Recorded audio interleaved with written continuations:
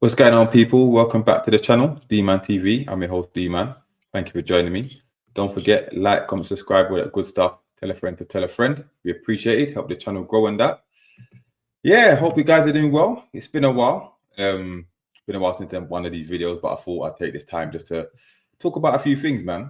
It's been obviously an eventful time for Newcastle United, and there's been a lot of talk, man. There's been a talk about how we've been doing throughout the season so far, what could be done better, but I want to talk about a few things, man. Firstly, obviously, the manager, Eddie Howe.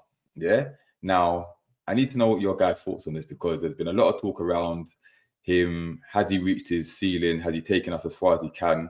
Do we need a change or do we need to give him some more time? Because, you know, he's proven himself since he's been a manager. He's got a lot of credit in the bank, some would say. So, be interested to know your guys' thoughts, man.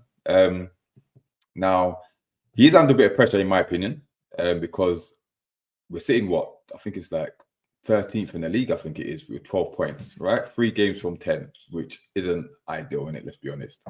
And the football's not great. Our away form in the Premier League is horrific. We get to win away from home. Don't score many goals away from home, and you know there don't seem much evolution in our style of play. However, you know I think he deserves a lot of credit for what he's done for the club so far. You know, I think he's exceeded expectations in terms of, you know, he's got a Champions League twice in 3 years.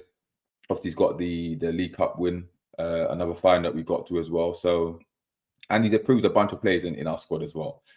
But questions do need to be asked, right? Firstly, about his transfer policy, because he seems to be wanting the same kind of player, bar a couple, but he likes his athletes, Premier League proven players, who is not always the answer because they come at a premium anyway. And, you know, it's not helping us evolve our style of play. Now, I've always said for a while now, if you watch 90s Mag, myself, Jefferson, big up Jefferson, that if we're going to evolve as a club in the way we play, then we're going to have to bring more technically gifted players, and especially in that midfield where, unfortunately, Joe Linton may be the one to make way. Fantastic service to the club. I'm not saying he should be sold by any means, but you know he is limited in his technical capabilities. Yes, he brings the physicality, but sometimes you need a bit more. But it seems that Eddie Howe's reluctant, if he's fit or even half fit, Eddie Howe's reluctant to drop him. So that's something that needs to be addressed as well. Let me know your thoughts about that one. And also his loyalty to other certain players, namely Dan Burn, who, listen, great servant to the club, did very well at centre back. He's a good centre back, but he seems to want to shoehorn him into the team at any given opportunity. Now, I know he's playing left back due to Lewis Hall's injury, but I'm sure a lot of you can agree that it's going to be very difficult for Hall to get back into that team the way Eddie Howe, he loves Dan Burn. Yeah, and Dan Burn, you know, from Newcastle, from Blythe, forever. But if you're going to progress again, as soon as Hall's fit, then there should be no excuse for him to come back into the team. Now, we talk about his transfer policy as well. Listen, we've had an interesting summer. Some will say it's been a failure. Some say we rescued it. I want to know what you guys think, but I think we had a decent one. I thought we brought a decent caliber player. Obviously, the likes of Voltamada hit the ground running. Malik Chow as well. Both of them have done really well. Voltamada, obviously, filling in the shoes from you know who. And I don't think anyone expected him to hit the ground running, but maybe he was forced to due to the risk of injury. But, you know, it's worked out so far. And you've got the likes of Malik Chow as well, who's done very well. A Rolls Royce of a defender. So thank you, AC Milan, for that one. But then you've got, on the flip side, you've got the Vissa signing, who we overpaid 55 million for, 29-year-old. Unfortunate to get injured, but, you know, his injuries now, his return's been delayed. And the big one is obviously Elanga. Elanga is you know, they call him 0016 now because there's no GA. He seems to be struggling to settle at the moment. And some will say we overpaid for him as well. So, and for me personally, that's on Eddie, because obviously we know we didn't have a sporting director. We kind of know whose fault that was, kind of thing. But, you know, it is what it is. That's where we are at the moment. But the factuality is, listen, we're doing well in the Champions League. We've got 9 points, 3 wins. Obviously got the one away win against Unit SG. We're into the quarterfinals of the League Cup as well. So it's not all doom and gloom, but the league is our bread and butter and we're struggling. So I need to know from you guys, do you think we are going to recover? Because listen, we need to be making, you know, top 5 Champions League. I think top 5 will get Champions League again this season, but that's what we need to be aiming for. Top 6 isn't the end of the world, but if we're going to keep hold of our key players, we're going to have to be playing in that Champions League regularly. And right about now, it's not looking likely, and it's early doors. But, you know, the likes of Tottenham are challenging, Chelsea, Man United are improving, unfortunately. So it's going to be a lot tougher than previous season. So we need to buck up our ideas, especially our away form, as soon as possible. Now, is Eddie the guy to take us forward? That's what I want to know. Does he deserve? I think personally, he deserves to the end of the season, because I think he's capable of turning it around. He's proved that last season. Some would say you can't be doing that every season, slow and start and hoping that you come with some record-breaking run to recover, which is a fair point. And you know, some will say Eddie hasn't got the pull to bring in the quality players to attract the high quality world-class players, and maybe we need a world-class manager. Are we at the stage to attract the world-class manager? Do you have the finances to attract a world-class manager and to attract world-class talent? That's another question. But let me know in the comments, man. Let me know in the comments. But it's an interesting one. It's an interesting one. And obviously, we spoke about the likes of Joe Linton need to upgrade. But our form is not just down to Eddie, let's be honest, because a lot of players who we expected more from are underperforming. We spoke about Alanga, but the big one for me is Anthony Gordon. He's turned up a couple of times in the Champions League, but that seems to be it.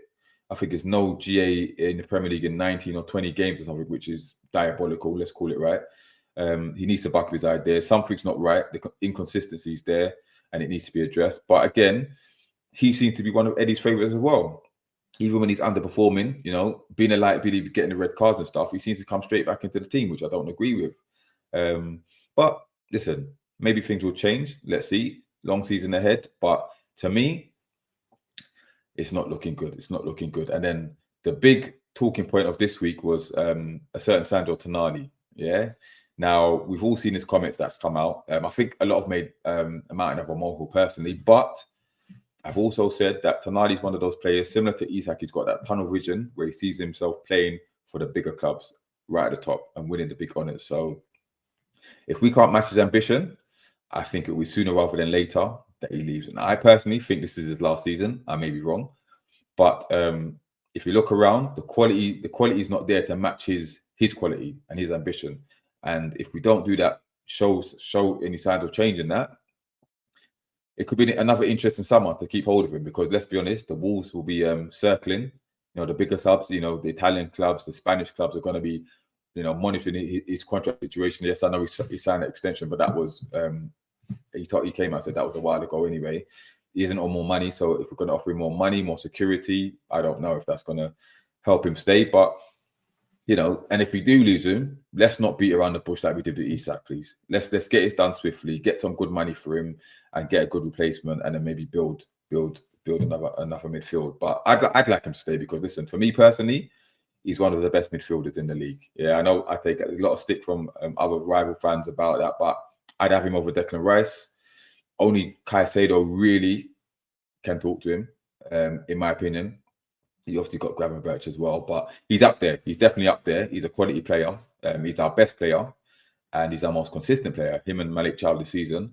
And he's another one. Malik Chow, Sven Botman, you know, they're young. Let's be honest, we're not going to hold on to them forever. But if we don't match their ambition and keep qualifying for European football, especially the Champions League, he won't be long till they'll be looking sideways, thinking, you know, could they do better?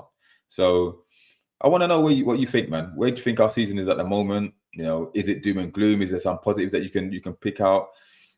And where do you see the season going from here? Because we've got a tough game away to Brentford coming up, and then we've got Man City at home. So fail to win any of those games, and God forbid we lose both of them, Eddie Howe's seat could be very, very warm, you know, and rightly so, because yes, we're doing well in the cup competitions, but the league's our bread and butter, and this is what we need to start performing in. So I don't know, man. I don't know.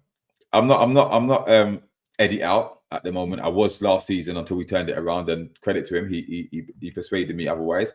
So I know that others who's got their pitchforks out for him, but yeah, man, he shouldn't feel so comfortable. Yeah, I know the situation with the sporting director getting Ross Wilson, and he had a hand in that, but even so, you know, the owner should be looking at him and say, listen, start delivering, or things could get very peak for you. So we'll see, innit? We'll see. But yeah, let me know in the comments what you think. Don't forget, like, comment, subscribe. Help the channel grow on that. Hope you enjoyed this one, and we'll be back soon. I'm out. Peace.